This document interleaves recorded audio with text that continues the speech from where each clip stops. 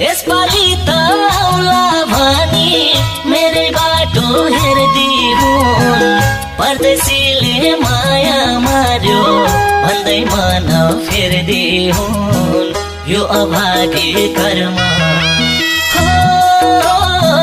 कस्तो पीडा दियो दैव यो अभागी कर्म म छु यहाँ खाडी मोलो मेरी प्यारी घरमा।